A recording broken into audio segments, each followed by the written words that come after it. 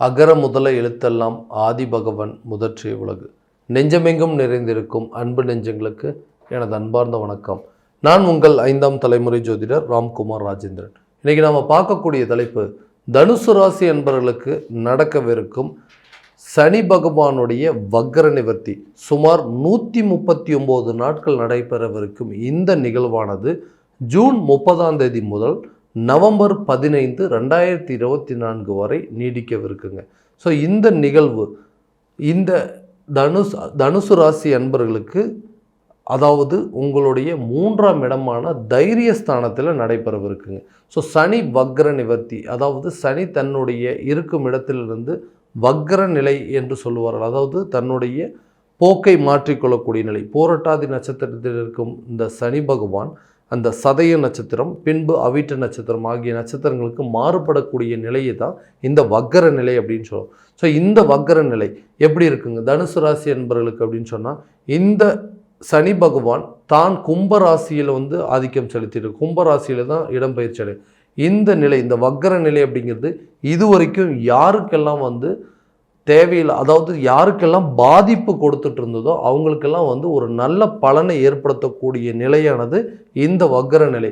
இது வரைக்கும் பிரச்சனையவே சந்திச்சிட்ருக்கோம், நிறைய பாதிப்புகளை சந்திச்சாச்சுங்க, எங்களுக்கு நல்லதே நடக்காதா, இந்த நிகழ்வுகள்லாம் மாறாதான்னு சொல்லக்கூடியவங்களுக்கு பாதிப்புகளை கொடுத்துட்டு இருந்தக்கூடிய இந்த சனி பகவான் இந்த வக்ர நிவர்த்தியில் நன்மைகளையும் நற்பலன்களையும் ஏற்படுத்தக்கூடிய நிலை அப்படிங்கிறது இந்த காலகட்டங்களில் நடக்கும். ஸோ தனுசு ராசி என்பவர்களுக்கு இந்த நிகழ்வு எந்த விதமான அற்புதங்கள் மற்றும் சிறப்புகள் கொடுக்க போகுது அப்படிங்கிறதையும் தெளிவாகவும் துல்லியமாகவும் இந்த காணொலியில் பார்க்கலாங்க. நம்ம சேனலை ஃபஸ்ட் டைம் பார்க்குறவங்க அதை சப்ஸ்கிரைப் பண்ணிக்கோங்க, பெல் பட்டனை கிளிக் பண்ணி ஆல் அப்படிங்கிற ஆப்ஷன் கொடுத்துக்கோங்க. ஸோ தனுசு ராசி அன்பர்கள், குரு பகவானை அதிபதியாக கொண்டவர்கள், உங்களுடைய ராசிக்கு 3ஆம் இடத்துல இந்த தைரியஸ்தானத்தில் தான் இந்த நிகழ்வானது நடைபெறவிருக்குங்க. ஸோ தனுசு ராசி என்பவர்கள் அப்படின்னாவே எல்லாத்தையும் ஸ்ட்ரெயிட் ஃபார்வர்டாக சந்திக்கக்கூடிய ஒரு நபர்கள் அப்படின்னு சொல்லுவோம். எதுலேயுமே நீதி நெறி தவறாதவர்கள், தைரியமும் துணிச்சலையும் கொண்டவர்கள் அப்படின்னு சொல்லுவோம். தன்னுடைய மனசுக்கு ஒரு விஷயம் சரின்னு பட்டுதுன்னா அது யார் தடுத்தாலும் செய்யாமல் இருக்க மாட்டீங்க. அதே விஷயம் தன் மனசுக்கு அது தப்புன்னு தெரிஞ்சதுன்னா யார் சொன்னாலும் அதை செய்ய மாட்டீங்க. ஸோ எல்லா விஷயத்தையுமே கரெக்டான, அதாவது நேர்மை நெறி தவறாமல் செய்து முடிக்கக்கூடிய நபர்கள், தர்மத்திற்கு கட்டுப்பட்டவர்கள், அதே போல் தன்னடக்கம் கொண்டவர்கள் அப்படின்னு சொல்லாங்க. தனக்கு ஒரு விஷயம் தேவை அப்படின்னா அது எவ்வளோ பெரிய பிரச்சனைகள், எவ்வளோ பெரிய கஷ்டங்களை சந்தித்தாலுமே அதை அடைஞ்சே தீரணும் அப்படின்னு நினைக்கக்கூடிய ஒரு நபர்கள் அப்படின்னு சொல்லலாங்க. ஸோ யாருக்கும் எல்லளவும் துரோகம் செய்யக்கூடாது அப்படின்னு நினைக்கக்கூடியவர், வைராகிய குணம் படைத்தவர்கள். தனக்கு ஒரு விஷயம் கரெக்டுன்னு பட்டுருச்சு அப்படின்னா யார் தடுத்தாலும் அதை நம்ம செய்யாமல் இருக்க மாட்டோம் அப்படின்னு சொல்லக்கூடிய ஒரு நபர்கள். ஸோ இந்த நபர்கள் கடந்த சில காலகட்டங்கள், அதாவது இந்த 7.5 சனியோட தாக்கங்கள்லேருந்து நிறைய பிரச்சனைகளை சந்தித்து, ஸோ அந்த பிரச்சனைகள்லேருந்து இப்போ தான் நம்ம மீண்டு வந்திருக்கோம். இருந்தும் இந்த சனி பகவானுடைய பயிற்சி நமக்கு எந்த விதமான தாக்கத்தை கொடுத்துட்ருக்கு. இன்னும் நம்மளுடைய வாழ்க்கையில் எந்த ஒரு முன்னேற்றமும் அடையிலேயே, அதே நிலை தான் தொடர்ந்து போயிட்டுருக்கு அப்படின்னு சொல்லவங்களுக்கு இந்த வக்ர நிலையானது கண்டிப்பாக ஒரு நல்ல காலகட்டமாக இருக்க போது தன்னுடைய நிலையிலிருந்து மாற்றம் அளித்து தன்னுடைய பலன்களை அப்படிங்கிறத மாற்றி கொடுக்கக்கூடிய ஒரு நிலையை தான் கொடுக்குதுங்க.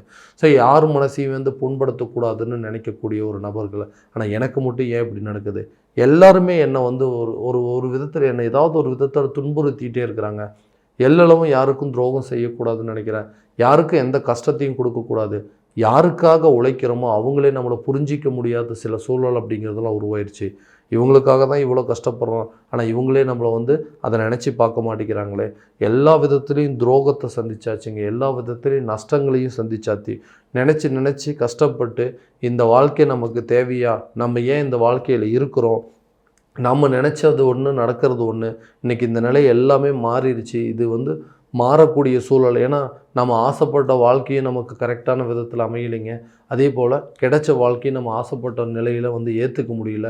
இந்த வாழ்க்கை நிலை அப்படிங்கிறது ஏற்கனவே நம்ம கஷ்டமான ஒரு சூழலில் தான் இருந்தோம், இப்போ மீண்டும் அது தேவையில்லாத கஷ்டங்கள்லேயே மாட்டிகிட்ருக்குமே. பணம் ரீதியாகவும் சில பிரச்சனைகள், ஒருத்தருக்கு அதாவது ஒரு காலத்தில் நம்ம எல்லாத்துக்கும் கொடுத்து உதவி பண்ணிகிட்டு இருந்தோமே, ஆனால் இன்றைக்கி நம்ம ஒருத்தர்கிட்ட கையேந்தி நிற்கக்கூடிய நிலை அப்படிங்கிறது வந்துச்சு. இந்த நிதி தேவைகள், நிதி பற்றாக்குறை அப்படிங்கிறது கண்டிப்பாக நமக்கு தீரவே தீராதா. அதே போல் இந்த கணவன் மனைவிக்கிடையே இருக்கக்கூடிய பிரச்சனைகள் அப்படிங்கிறது நமக்கு விலகாதான். எதனால் இந்த நிலை போயிட்டுருக்கு, எப்போ பார்த்தாலும் வாழ்க்கையில் ஒரு திருப்திகரமற்ற சூழ்நிலையாகவே போயிட்டுருக்கு அப்படின்னு சொல்லக்கூடிய நபர்களுக்கு இந்த காலகட்டங்கள் கண்டிப்பாக ஒரு நல்ல யோக காலமாக இருக்க போதுங்க.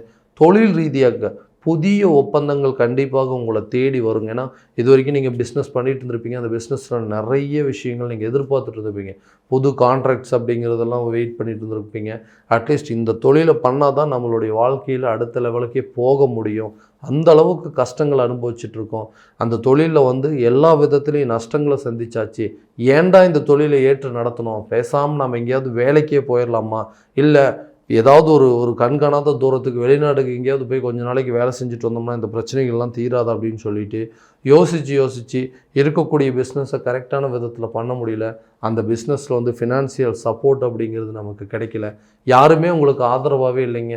இதே நிலை அப்படிங்கிறது தான் தொடர்ந்து போயிட்டுருக்கு. ஏன்னா ஒரு பிஸ்னஸை பண்ணுறோம் அப்படின்னு சொன்னாங்க, அந்த பிஸ்னஸில் ஏதாவது ஒரு விதத்தில் நமக்கு வந்து பெனிஃபிட் அப்படிங்கிறது இருக்கணும். அதாவது சக்ஸஸோ இல்லை லாபகரமான ஒரு சூழல் அப்படிங்கிறது.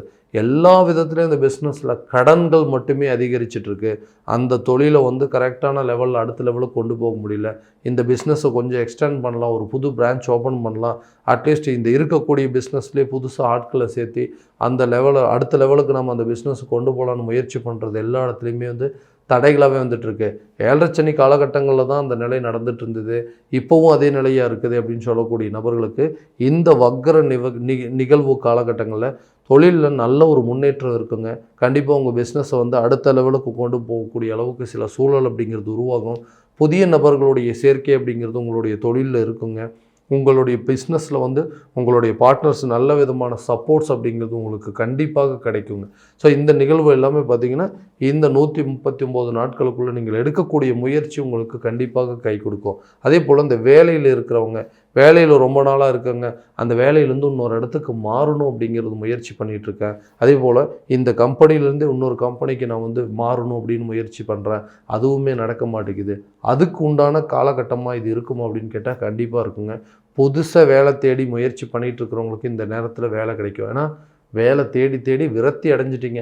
இனிமேல் வேலைக்கே போகக்கூடாது, பேசாமல் கிடைச்ச வேலைக்கு ஒரு கூலி வேலைக்காவது போயிடலாம் அப்படிங்கிற ஒரு நிலைக்கே தள்ளப்பட்டிருப்பீங்க. இந்த நிலையெல்லாம் உங்களுடைய கல்வி, ஏன்னா படித்த படிப்புக்கு தகுந்த வேலை கிடைக்கல அப்படிங்கிறது ஒரு பெரிய விரக்திங்க. இந்த காலகட்டங்களில் படித்த படிப்புக்கு தகுந்த மாதிரி ஒரு சில வேலைகள் கிடைக்குங்க. இருக்கிற வேலையை பிடிச்சி செய்யக்கூடிய ஒரு நிலை அப்படிங்கிறது மாறும்.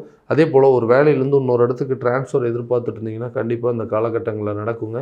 அதே போல் ஒரு கம்பெனிலேருந்து இன்னொரு கம்பெனிக்கு முயற்சி பண்ணிகிட்ருக்கோம், இதை விட எனக்கு சேலரி கொஞ்சம் அதிகமாக இருக்கும், இந்த வேலையை ஏதாவது ஒரு சூழ்நிலையில் நான் தக்க வச்சுக்கணும் அப்படின்னு நினைக்கக்கூடியவங்களுக்கு இந்த காலகட்டம் ஒரு நல்ல ஒரு காலகட்டமாக இருக்க போது வேலையில் ஒரு நல்ல முன்னேற்றமும் மற்றும் வேலை மாற்றத்துக்கு உண்டான நிலைகளும் புதிய வேலை கிடைப்பதற்கான சில சூழல் அப்படிங்கிறது கண்டிப்பாக உங்களுக்கு உருவாகுங்க. அடுத்ததாக இந்த திருமணம் சார்ந்த சில முயற்சிகள் அப்படிங்கிறது, திருமணம் அப்படிங்கிறது ஒரு நல்ல நிலை அப்படிங்கிறது வரமாட்டேங்குது. ஏன்னா நான் வந்து திருமணம் அப்படிங்கிறது நான் ஒரு லவ் மேரேஜுங்க, நான் லவ் பண்ணிகிட்டு இருந்தேன், அந்த லவ் அப்படிங்கிறது வந்து சக்ஸஸ் ஆகாமல் போயிடுச்சு. ஸோ இனிமேலாவது புதுசாக ஒரு லைஃப்பை வந்து ஸ்டார்ட் பண்ணணும், ஒரு மேரேஜ் அப்படிங்கிறது நடக்காதா, ஏன்னா எங்கள் வீட்டில் வந்துட்டு இன்னும் அதையவே நினச்சிட்ருக்கிறியா, இன்னும் அந்த வழியிலேருந்து வேதனையிலேருந்து வெளியே வரலையா, அடுத்தது புதுசாக ஒரு மன வாழ்க்கையை ஏற்படுத்தணும்னு சொல்லிட்டு நிறைய அலைன்ஸ் பார்க்க ஆரம்பித்தாங்க. பட் அதுவுமே எந்த விதத்துலையும் ஒர்க் அவுட் ஆகலை. ஸோ இது திருமணம் வந்து டிலே ஆக எனக்கு என்ன தோணுது அப்படின்னா, இனிமேல் திருமணம் பண்ணாமல் இப்படியே நம்ம இருந்துடலாமா அப்படின்னு சொல்லி யோசிக்கக்கூடிய நிலைக்கு தள்ளப்பட்டுட்டேன்னு சொல்கிறவங்களுக்கு இந்த காலகட்டங்களில் திருமணம் சார்ந்து எடுக்கக்கூடிய முயற்சிகள் நல்ல ஒரு பலன் அளிக்கும். அதே போல் 2ஆம் திருமணத்திற்கு வெயிட் பண்ணிகிட்டு இருக்கிறவங்க, ஓகேங்க ஃபஸ்ட்டு மன வாழ்க்கை தான் எனக்கு சரியான விதத்தில் அமைப்பு இல்லாமல் போயிடுச்சு, ஸோ புதுசாக மறுபடியும் 2ஆவதாக ஒரு திருமணத்திற்காக வெயிட் பண்ணிகிட்ருக்கேன். ஸோ இந்த காலகட்டங்களில் திருமணம் அப்படிங்கிற யோகம் இருக்கான்னு கேட்டிங்கன்னா கண்டிப்பாக 2ஆம் திருமணத்திற்கு உண்டான சில சூழல் அப்படிங்கிறது உங்களுக்கு சாதகமான நிலை அப்படிங்கிறது ஏற்படுங்க. குழந்தை பாக்கியம் இல்லாத தம்பதியினருக்கு குழந்தை பாக்கியம் பெறுவதற்கான யோக காலமாக ஒரு நல்ல தகவல்கள் உங்களை வந்து சேரக்கூடிய நிலையாக இருக்க போது. அடுத்ததாக இந்த கணவன் மனைவிக்கிடையே சில கருத்து வேறுபாடுகள் அப்படின்னு சொல்லி எதுக்கு எடுத்தாலும் சண்டை போட்டுகிட்டே இருக்கோம், ஏன் எதுக்காக சண்டை போடுறோன்னே தெரியலைங்க, ஏதாவது ஒரு நிலையில் எங்களுக்குள்ள ஆர்கியூமெண்ட்ஸ் அப்படிங்கிறது நடந்துகிட்டே இருக்குது, ஒருத்தருக்கு ஒருத்தர் எப்போவுமே நாங்கள் விட்டு கொடுத்து போகிறதில்ல, நான் ஒன்று சொல்ல அவர் ஒன்று சொல்ல, அதே போல் எங்களுடைய 2 பேர்த்தோட அமைப்பு அப்படிங்கிறதே இப்படி தான் இருக்குது, எங்களுக்குள்ள ஒரு நல்ல அண்டர்ஸ்டாண்டிங் இல்லை, பேசாமல் பிரிஞ்சு வாழலாமா அப்படிங்கிற நிலைக்கே தள்ளப்பட்டுட்டோம். நிறைய பேர் பிரிஞ்சு ஒருத்தருக்கு ஒருத்தர் பேசிக்காமல் 2 பேர் தனித்தனியாக பிரிஞ்சு வாழக்கூடிய நிலை அப்படிங்கிறதா இருக்குது. கணவன் மனைவிக்கு ஒரு நல்ல அண்டர்ஸ்டாண்டிங் அப்படிங்கிறது வராதா, இந்த காலகட்டங்களில் எங்களுக்குள்ளே ஏதாவது சேர்ந்து வாழ்கிறதுக்கான யோகம் இருக்கா, இல்லை மியூச்சுவலாக நாங்கள் 2 பேரும் பிரிஞ்சு தான் போகோமா, நான் நினச்ச வாழ்க்கையில் எப்போ தான் எனக்கு வாழ முடியும் அப்படின்னு சொல்லி யோசிச்சுட்டு இருக்கிறவங்களுக்கு இந்த காலகட்டங்களில் நீங்கள் நினைக்கக்கூடிய நிகழ்வுகள் அப்படிங்கிறது உங்களுக்கு சாதகமாக இருக்குங்க. இந்த பிரச்சனையினால் உங்கள் குழந்தைகளையும் நிறைய அளவில் நீங்கள் அஃபெக்ட் பண்ணியிருப்பீங்க. இந்த நிலை மாறும் அப்படிங்கிறத நீங்களாக முழுமையாக தெரிஞ்சுக்குவீங்க. 2 பேருமே ஒரு இடத்துல உட்காந்து மனம் விட்டு பேசி கணவன் மனைவிக்கிடையே இருக்கக்கூடிய கருத்து வேறுபாடுகள் அப்படிங்கிறது அகலக்கூடிய சூழல், மனைவி மக்களோடையும் குழந்தைகளோடையும் நல்ல ஒரு டூர் போயிட்டு வரதோ இல்லை வெளியூர் சென்று வரக்கூடிய ஒரு யோக காலமாக உங்களுக்குள்ளே இருக்கக்கூடிய பிரச்சனையை தீர்க்கக்கூடிய காலமாக இருக்க போது இந்த சனி பகவானுடைய வக்ர நிலை அப்படின்னு சொல்லுவாங்க. அதே போல் இந்த வீடு வாங்கிறதுக்கான யோகம், சொத்து பத்துக்களை வாங்கிறதுக்கான யோகம் இருக்குங்களா? ஏன்னா ஒரு ப்ராப்பர்ட்டி ஒன்று வாங்கிட்டேங்க, ஆனால் அதில் பெரிய வில்லங்கங்கள் அப்படிங்கிறதுலாம் இருக்குது. அதே போல் சொந்தமாக ஒரு வீடு கட்டணும் அப்படிங்கிறது ஒரு முயற்சி பண்ணிகிட்ருக்கிறேன், அந்த முயற்சி எங்களுக்கு ஈடேறுமா? வண்டி வாங்கிறதுக்கான யோகம் இருக்கும்னா இது ஒரு நல்ல காலகட்டங்கள். ஏன்னா இந்த நேரத்தில் விரயங்கள் அப்படிங்கிறது நிறைய ஆகிறதுக்கான சூழல் அப்படிங்கிறது உருவாக்குங்க. அந்த விரயங்களை சுப விரயங்களாக மாற்றக்கூடிய ஒரு நிலைக்கு நீங்களே அதை வந்து கரெக்டாக இந்த நேரத்தில் ஒரு வண்டி வாங்குறதோ இல்லை வீடு கட்டுறதுக்கான சில முயற்சிகள் எடுக்கிறது, ஒரு நிலம் வாங்கிறதுக்கான முயற்சிகள் எடுக்கிறது எல்லாமே சுப விரயங்களாக மாறக்கூடிய தருணமாக இருக்க போது இந்த காலகட்டம். அதே போல் அந்த கடன் ரீதியாக சில பிரச்சனை இருக்குங்க. கடன் அப்படிங்கிறது எதுக்காக வாங்கணுன்னே தெரியல. ஒரு கட்டத்தில் ஒரு கடன் பிரச்சனைக்காக சில நேரத்தில் வந்து யாருக்குமே தெரியாமல் தலைமுறைமாக போயிடலாமா, இல்லை இந்த வாழ்க்கையை நமக்கு வேண்டாம், அந்த வாழ்க்கையை முடிச்சிக்கலாமா அப்படிங்கிற நிலைக்கெல்லாம் தள்ளப்பட்டிருப்பீங்க. ஏன்னா யாருக்காகவும் உதவி பண்ண போய் அந்த பணத்துக்கு கடைசியில் நீங்கள் வட்டி கட்டக்கூடிய நிலை, அந்த பணத்தையும் நீங்களே கட்டக்கூடிய சூழல் அப்படிங்கிறதெல்லாம் உருவாக்கும். ஸோ பண ரீதியாக இருக்கக்கூடிய பிரச்சனைகள் இந்த காலகட்டங்களில் நிச்சயமாக தீரக்கூடிய நிலை அப்படிங்கிறது உருவாகுங்க. ஆன்மீகம் சார்ந்த சில முன்னேற்றங்கள் அப்படிங்கிறது ஏற்படும். ஸோ ஆன்மீகம் சார்ந்த சில முயற்சிகள் எடுத்தீங்க அப்படின்னா இந்த காலகட்டங்களில் ஒரு கோயிலுக்கு போயிட்டு வருது, இல்லை வந்து வீட்டில் ஏதாவது ஒரு பரிகார பூஜைகள் பண்ணுறது, கணபதி ஹோமம் பண்ணுறது, இந்த மாதிரி சில சுப நிகழ்வுகள்லாம் பண்ணிவிட்டு உங்களுடைய வாழ்க்கையில் இருக்கக்கூடிய பிரச்சனைகளை தீர்க்கக்கூடிய காலகட்டமாக கண்டிப்பாக இது இருக்க போதுங்க. அடுத்ததாக இந்த உடல் ரீதியாக இருக்கக்கூடிய பாதிப்புகள், உடல் ரீதியாக இருக்கிறது மட்டும் இல்லைங்க, அதுவே மன ரீதியாக சில பாதிப்புகள் அப்படிங்கிறது கொடுத்துருச்சு. உடலில் பிரச்சனைங்க, உடலும் சோர்வு, மனமும் சோர்வு, எந்த நேரத்துலையும் என்னால் ஆக்டிவாகவே இருக்க முடியல, ஒரு விஷயத்தை வந்து டக்குன்னு என்னால் செய்ய முடியலன்னு சொல்லிட்டு இருக்கிறவங்களுக்கு சனி கண்டிப்பாக சுறுசுறுப்பை தரக்கூடிய ஒரு கிரகங்க.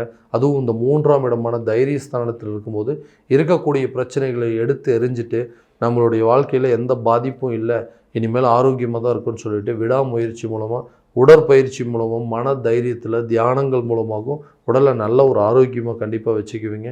அமைதியாக இருக்கக்கூடிய சூழல் அப்படிங்கிறது, ஏன்னா இந்த நேரத்தில் ஆர்கியூமெண்ட்ஸ் அப்படிங்கிறது ரொம்ப அதிகமாக வருங்க. ஒருத்தருக்கு ஒருத்தர் தேவையில்லாத யாரு கூடயாவது பேசும்போது கண்டிப்பாக உங்களுடைய வார்த்தையில் நிதானம் அப்படிங்கிறது தேவையில்லைன்னா அதுவே பெரிய வாக்குவாதமாக மாறக்கூடிய நிலை அப்படிங்கிறது இருக்குங்க. அடுத்தது குழந்தைங்களுடைய கல்வியில் நல்ல ஒரு முன்னேற்றம் அப்படிங்கிறது இருக்குங்க. அவங்கள வந்து ஹையர் ஸ்டடீஸ் படிக்க வைக்கிறதுக்கான வாய்ப்பும் நல்ல ஒரு சூழல் அப்படிங்கிறது இருக்கும். ஸோ இது வரைக்கும் குடும்பத்தில் இருக்கக்கூடிய பிரச்சனைகளை தீர்த்து வைக்கக்கூடிய யோக காலமாக இருக்க போதுங்க இந்த சனி பகவானுடைய வக்கர நிலை அப்படிங்கிறது. ஸோ நம்ம இது வரைக்கும் பார்த்தது எல்லாமே கோச்சார பலன்கள் மட்டும்தான். இந்த பலன்கள் அனைத்தும் உங்களுக்கு நடக்குமா அப்படின்னா உங்களுடைய ஜனன ஜாதகத்தை முழுமையாக தெரிஞ்சுக்கிட்டு அதற்குண்டானபடி சில முயற்சிகள் எடுத்திங்கன்னா கண்டிப்பாக நல்ல ஒரு சக்ஸஸ் அப்படிங்கிறது இருக்குங்க. ஸோ உங்களுடைய ஜாதகம் எங்கிட்ட பார்க்கணும் அப்படின்னு ஆசைப்பட்டீங்கன்னா கீழே இருக்கிற நம்பருக்கு காண்டாக்ட் பண்ணி அப்பாயின்மெண்ட் ஃபிக்ஸ் பண்ணிக்கோங்க. அப்படி இல்லையா உங்களோட ஜாதகத்தை வாட்ஸ்அப் மூலமாக அனுப்பிச்சி வச்சிங்க அப்படின்னா தெளிவான முறையில் கணிச்சு துல்லியமான பலன்கள் அப்படிங்கிறது உங்களுக்கு தெரியப்படுத்தப்படும். மீண்டும் அடுத்த காணொலியில் உங்களை சந்திக்கும் வரை உங்களிடமிருந்து விடைபெறுவது உங்கள் ராம்குமார் ராஜேந்திரன். நன்றி.